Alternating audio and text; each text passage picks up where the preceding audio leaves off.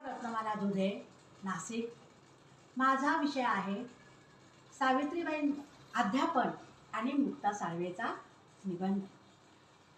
1848 साली भिडेवाड्यात पहिली मुलींची शाळा काढली.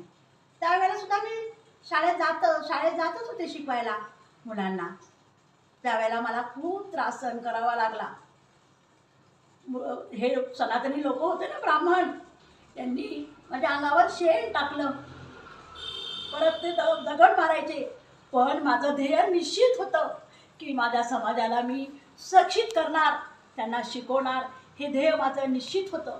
आणि त्याप्रमाणे माझं कार्य चालू होतं. 1-2 शाळा काढल्या. त्यानंतर 19 सप्टेंबरमध्ये परत तात्यासाहेबांनी शाळा काढायचं ठरवलं. शाळेला जागा नाही, त्याला इस्माईल शेखांनी दिलं.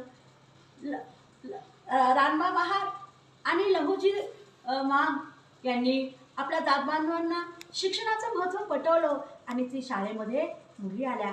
त्या शाळेची मला मुख्याध्यापिका केलं. माझं ध्येय होतं की माझी पटसंख्या ही कशी वाढेल. फक्त पहिल्यांदा 8 होते.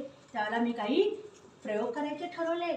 शाळेत आलेल्या मुलांना नीतिबोध नावाच्या पुस्तकातून त्यांना मी गोष्टी वाचून दाखवायचे.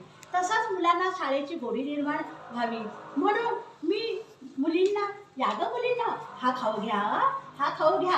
आता किती छान वाटतं ना तुम्हाला, आनंद वाटतोय की नाही?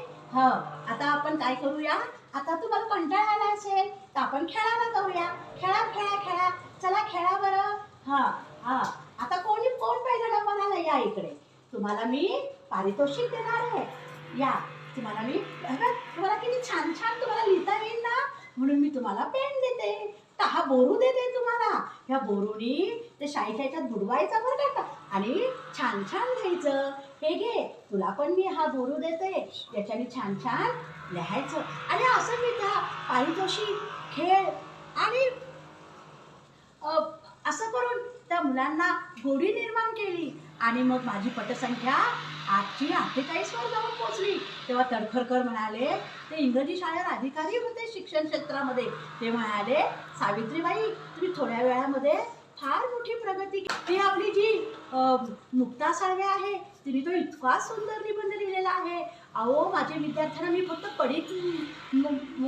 पंडित नाही बघणार, तर समाजाचं त्यांना भान यावं, त्यांच्याबद्दल त्यांना सहानुभूती, त्यांच्याविषयी त्यांना कळवळा निर्माण व्हावा, अशा रीतीने मी त्यांना पाठ देत होते, धडे देत होते.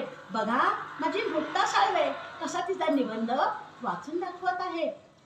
मुक्ता साळवे, आम्हाला ह्या ब्राह्मणांना धर्म, वेद हे त्यांचं धर्मग्रंथ आहे, त्याचे ते मक्ते आहेत, त्यामुळे त्याप्रमाणे वागतात. परंतु आम्हाला त्याला हात सुद्धा लावू देत नाही. मग आम्हाला कसले आले धर्माचे पुस्तक? जर एखादा कनवाळू कोणी येईल आणि आम्हाला जर सांगेल की असं असं तुम्ही वागा, आम्हाला जर त्यांनी पुस्तक दिलं, त्याप्रमाणे आम्ही आमचे अनुभव घेऊ. अहो, तुम्हाला काय सांगू, इतके आमच्या समाजावर अत्याचार, अन्याय झाले, ते मला अगदी सांगत सुद्धा नाही. अहो, इमारतीच्या पायामध्ये गाडायचे, विहीर खणली, काही झालं तरी आम्हाला मारायचे, आम्हाला निर्वंश करून टाकलं होतं. परंतु तसंच आमचे काही त्यांच्या विरुद्ध थोडं वागलं की आमची मुंडकी कापायचे आणि तलवारीने त्या मुंडक्यांनी चेंडू असं खेळायचे.